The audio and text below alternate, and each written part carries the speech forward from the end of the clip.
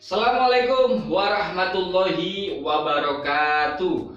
Oke, jumpa lagi dengan saya Zainuddin Alansori.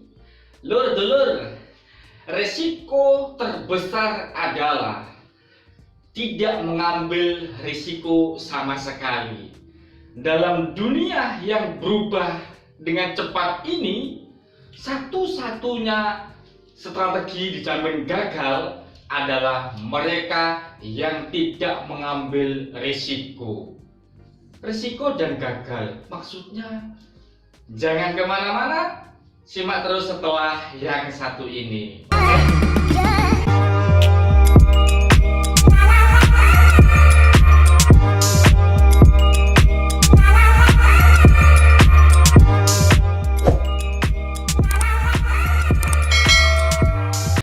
Oke lur, melanjutkan materi yang pernah saya sampaikan kemarin, berbicara mengenai memulai bisnis, memulai usaha, bisnis.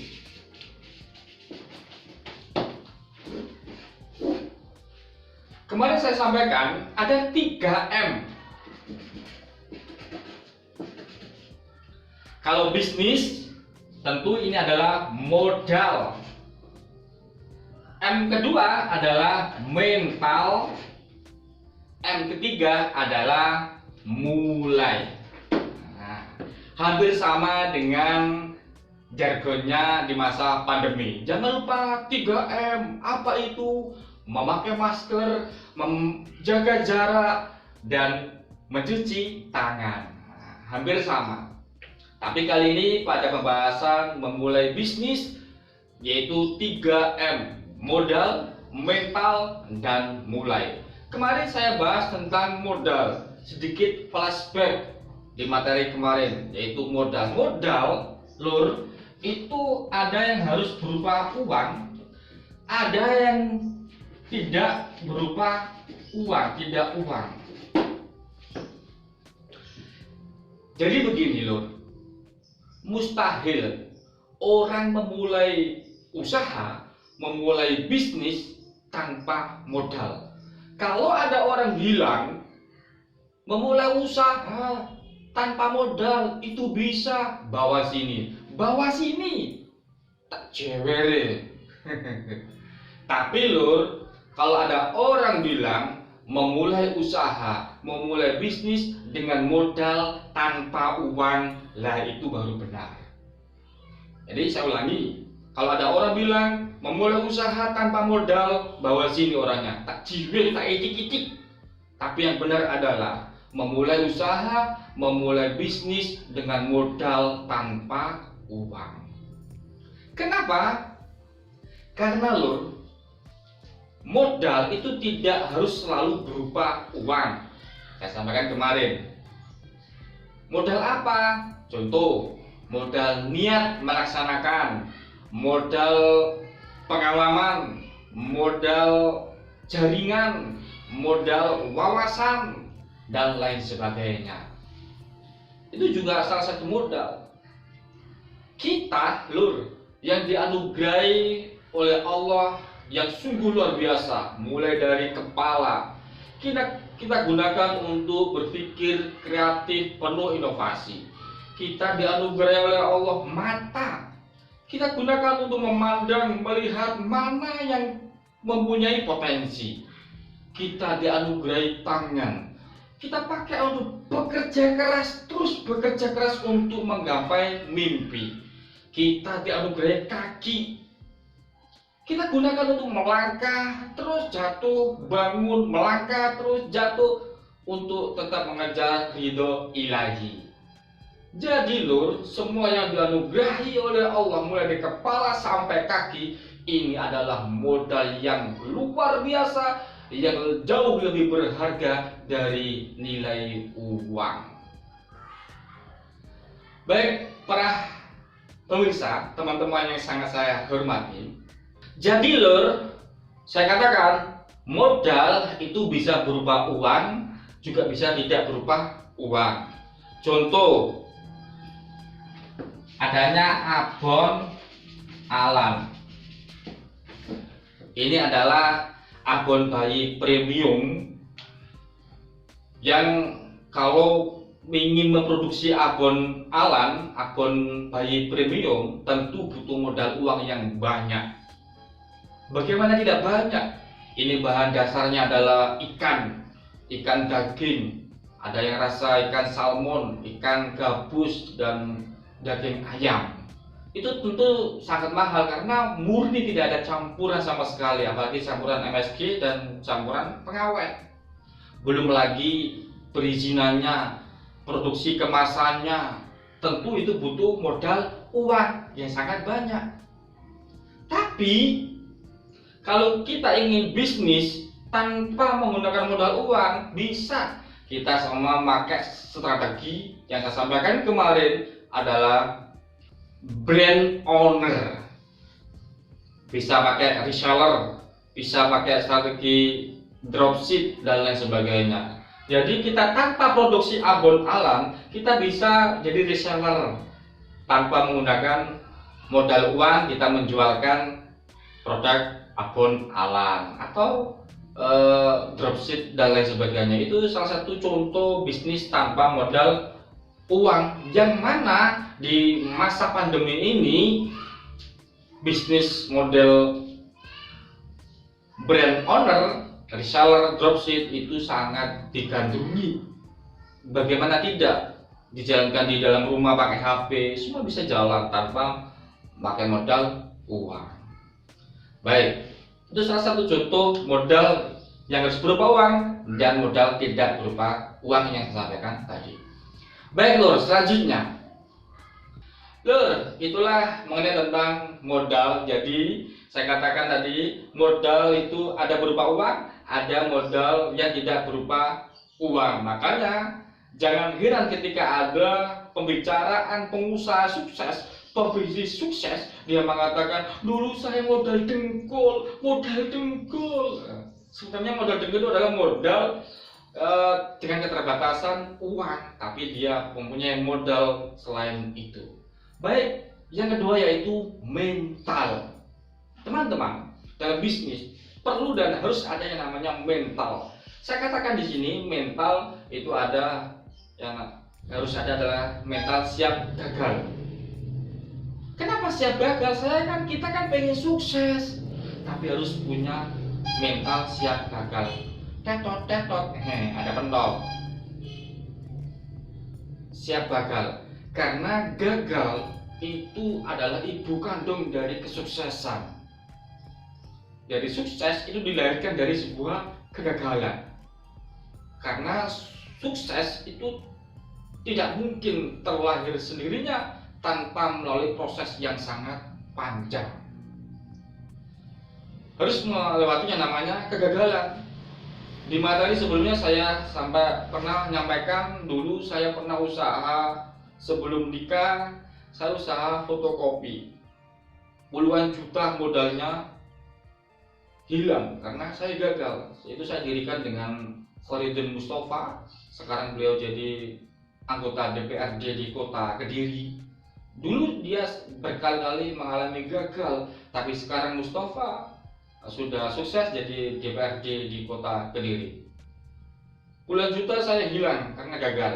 Setelah itu saya nikah, saya nggak kapok. Saya mendirikan usaha rumah makan namanya Ayam Kopios. 80 juta saya modalnya. Itu saya ambil dari uang pernikahan sama istri. Mahar istri saya pakai, bahkan emasnya semuanya kami jual. Dan saya jadi pingin nangis. Coba jangan sampai nangis. 80 juta hilang, gagal. Saya sebenarnya tidak siap kehilangan 80 juta, tapi saya ingin sukses, maka saya harus siap yang namanya gagal. Siap gagal. Lur, kita semuanya sejatinya itu sudah mempunyai mental gagal sejak di usia dini, di usia anak-anak, di usia 1 tahun. Tidak percaya? Coba saya akan ajak mengingat kembali. Dulu ada pentol tetot ini. Dulu kita ketika di usia 1 tahun belajar berjalan. Ketika belajar berjalan, tentu kita pernah mengalami yang namanya jatuh, bahkan sampai berdarah kaki kita. Lah coba kalau kita tidak punya mental gagal, mental jatuh, tentu kita akan kapok, tidak akan mengulangi belajar berjalan kembali. Tapi dulu kita mempunyai mental gagal, mental jatuh, ketika belajar berjalan jatuh, bangun lagi, belajar berjalan jatuh, bangun lagi, kemudian kita sampai yang namanya sukses, mampu berjalan. Itu artinya apa? Bahwa sejatinya kita itu sudah mempunyai mental jatuh, mental untuk bangun kembali. Kita tidak bisa bayangkan kalau semua dulu kita tidak punya mental itu, pasti kita sekarang tidak mampu dan tidak bisa yang namanya berjalan. Jadi Lur, sejatinya kita sudah mempunyai DNA pantang menyerah. Kita sudah mempunyai DNA pantang untuk putus asa, tetap siap gagal dan bangun kembali. Pertanyaannya adalah Lur, masih adakah mental itu di zaman sekarang ini, di usia kita ini? Masih adakah itu? Karena kita pernah mempunyai mental itu. Mari kita gugah kembali. Baik Lur, itulah tadi siap gagal harus ada di diri kita, karena dulu kita sempat mempunyai jiwa itu. Selanjutnya yang kedua adalah kita harus berani belajar pengalaman orang lain. Ada sebuah pepatah bahwa pengalaman itu adalah guru terbaik. Itu tidak salah, tapi bagi saya itu kurang tepat. Yang tepat bagi saya adalah guru terbaik adalah pengalaman diri sendiri dan pengalaman orang lain. Loh kok bisa? Iya. Jadi begini, kita itu kan pasti mempunyai jatah kegagalan. Kalau kita punya jatah gagal 5 kali, kalau bisa kita jangan sampai 5 kali gagal, kalau bisa sampai 3 kali saja. Dan yang 2 kali itu gimana? Kita belajar dari pengalaman orang lain, orang yang sudah sukses. Tentu orang yang sudah sukses dulunya juga berkali-kali mengalami kegagalan. Kita belajar dari pengalaman orang lain agar supaya kita tidak terjadi kegagalan yang sama yang dialami oleh orang lain. Jadi pengalaman benar adalah guru yang sangat utama, tapi bagi saya yang lebih tepat adalah belajar dari pengalaman diri sendiri dan juga pengalaman orang lain. Berani belajar pengalaman orang lain. Jadi jangan sungkan, jangan malu bagi kita untuk selalu berdiskusi, sharing dengan orang yang sudah sukses. Itu mental. Kemudian mulai. Lur, kita sering dengar sebuah kata bahwa orang pintar itu kalah dengan orang bejo. Saya ulangi, kita sering dengar sebuah kalimat, "Hei, wong pinter iku kalah karo wong bejo." Bagi saya itu kurang tepat. Yang tepat adalah orang pintar itu kalah dengan orang yang melakukan pekerja keras. Jadi yang tepat adalah orang pintar itu kalah dengan orang yang mempunyai semangat tinggi. Orang pintar itu kalah dengan orang yang mempunyai jiwa pekerja keras. Karena ada loh di beberapa tempat, mungkin di antara kita, di teman kita, itu ketika berpuluh-puluh tahun tidak ketemu, ketika ketemu, loh dia loh orang yang biasa nggak pintar bahkan bodoh itu jauh lebih sukses daripada orang pintar. Makanya saya ingin mematahkan orang yang bilang bahwa orang pintar itu kalah dengan orang bejo. Tapi orang yang pintar itu kalah dengan orang yang semangat tinggi, penuh kreatif, dan lain sebagainya. Makanya di beberapa tempat itu, di antara kita mungkin teman-teman ada yang menjumpai orang yang bodoh, orang yang biasa-biasa saja, itu jauh lebih sukses dengan orang yang pintar. Loh kok bisa? Iya, karena orang yang pintar ketika mau memulai itu banyak pertimbangan dan banyak analisis yang sehingga tidak jadi memulai. Tapi kalau orang yang bodoh, mohon maaf, orang yang biasa-biasa saja mau memulai, mau action, tidak terlalu banyak pertimbangan dan tidak terlalu banyak analisis, akhirnya dia berani memulai dan action. Inilah kelebihan orang yang biasa, orang yang bahkan bodoh, itu tidak banyak pertimbangan dan tidak banyak analisis, ada rencana langsung dikerjakan. Ketika dia sukses dikatakan orang pintar itu kalah dengan orang bejo. Ini tidak tepat. Yang terakhir lur, makanya saya mengajak kepada kita semuanya di usia muda, ayo kita mulai dari sekarang, semangat bekerja, semangat berwirausaha. Mari kita mulai di masa muda ini. Kalau ada orang sukses di masa tua, di atas 40 tahun itu biasa. Tapi kalau ada orang sukses di bawah 40 tahun itu baru luar biasa. Makanya pada tanggal 11 Februari nanti, tepat pada hari Kamis, saya menghadirkan 3 tokoh muda sukses di acara seminar webinar nasional. Siapa dia? Yang pertama saya menghadirkan bupati termuda, yaitu Bupati Kabupaten Pamekasan di Madura. Ada bupati yang lain lebih muda juga ada, Bupati Trenggalek, Bupati Tuban. Tapi saya tertarik mengundang Bupati Pamekasan. Bupati Pamekasan namanya Badrut Tamam, dia adalah bupati termuda yang bisa menyulap Kabupaten Pamekasan sebagai salah satu kabupaten termaju di wilayah Madura. Dia sukses di usia yang cukup muda dalam hal kepemimpinannya. Tentu dulunya juga mengalami berbagai macam kegagalan, jatuh bangun dan lain sebagainya. Kelebihan dia lebih awal memulai untuk berjuang. Yang kedua adalah Ketua PCNU Tangerang Selatan, Kota Tangerang Selatan. Dia adalah Ketua PCNU termuda.